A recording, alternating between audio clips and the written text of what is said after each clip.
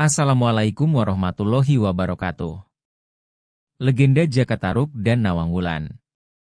Pada zaman dahulu, di sebuah desa yang dikelilingi oleh hutan rimbun dan sawah yang luas, hiduplah seorang pemuda bernama Jakatarub.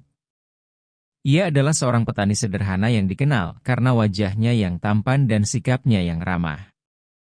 Setiap pagi, ia bekerja keras di sawah, mencangkul tanah, menanam padi, dan merawat hasil bumi.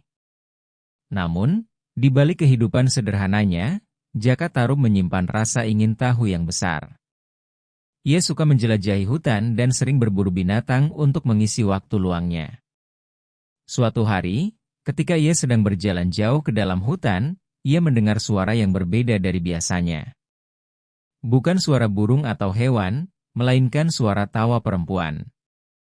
Suara itu datang dari sebuah danau yang tersembunyi di tengah rimbunnya pepohonan.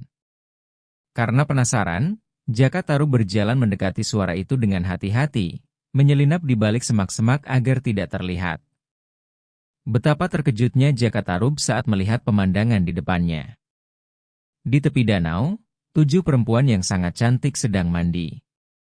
Mereka bukan perempuan biasa, kecantikan mereka begitu menawan, seolah-olah mereka adalah bidadari yang turun dari kahyangan. Di tepi danau, tampak tumpukan kain sutra berwarna-warni yang memancarkan cahaya lembut. Jakatarub tak bisa mengalihkan pandangannya. Ia kagum dengan keindahan para bidadari itu. Lalu, ide nakal muncul di benaknya.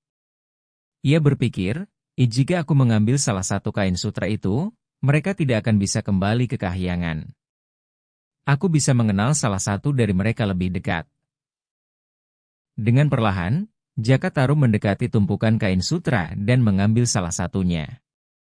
Ia buru-buru kembali ke tempat persembunyiannya, menyembunyikan kain itu dengan hati-hati.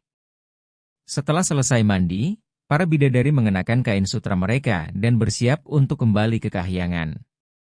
Namun, salah satu dari mereka, yang ternyata adalah Nawang Wulan, tidak bisa menemukan kain sutranya.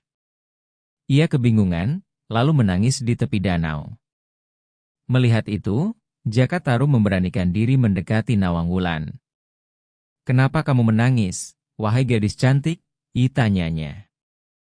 Dengan air mata yang masih mengalir, Nawang Wulan menjelaskan bahwa ia kehilangan kain sutranya. Tanpa kain itu, ia tidak bisa kembali ke kahyangan. Jakatarub berpura-pura merasa iba dan menawarkan bantuannya. "Kalau begitu, tinggallah bersamaku di desaku sampai kau menemukan kainmu," kata Jakatarub dengan nada lembut. Nawang Wulan, yang tidak punya pilihan lain, akhirnya menerima tawaran itu. Hari-hari berlalu, dan Nawang Wulan mulai terbiasa hidup di bumi. Ia membantu Jakatarub di rumahnya yang sederhana, memasak, membersihkan, dan merawat sawah. Tak lama kemudian, Jakatarub melamarnya. Karena merasa berutang budi, Nawang Wulan menerima lamaran itu. Mereka pun menikah dan hidup bahagia. Namun, ada satu hal yang membuat Nawang Wulan berbeda. Ia memiliki kemampuan ajaib. Saat memasak, ia hanya membutuhkan 1 butir padi untuk menghasilkan nasi yang cukup untuk makan sehari. Berkat itu, lumbung padi Jakatarub tidak pernah habis. Kehidupan mereka menjadi semakin makmur. Namun, Nawang Wulan memiliki satu syarat. Jakatarub tidak boleh membuka tutup periuk saat ia memasak. Awalnya, Jakatarub mematuhi syarat itu. Tapi, rasa ingin tahu perlahan tumbuh di hatinya. "Bagaimana mungkin 1 butir padi cukup untuk memasak nasi bagi kami setiap hari?" pikirnya. Suatu hari, ketika Nawang Wulan sedang sibuk di luar, Jakatarub memutuskan untuk mengintip. Ia membuka tutup periuk itu. Alangkah terkejutnya ia melihat hanya ada 1 butir padi di dalamnya, yang sedang berubah menjadi nasi. Namun, begitu tutup periuk terbuka, kekuatan ajaib itu menghilang.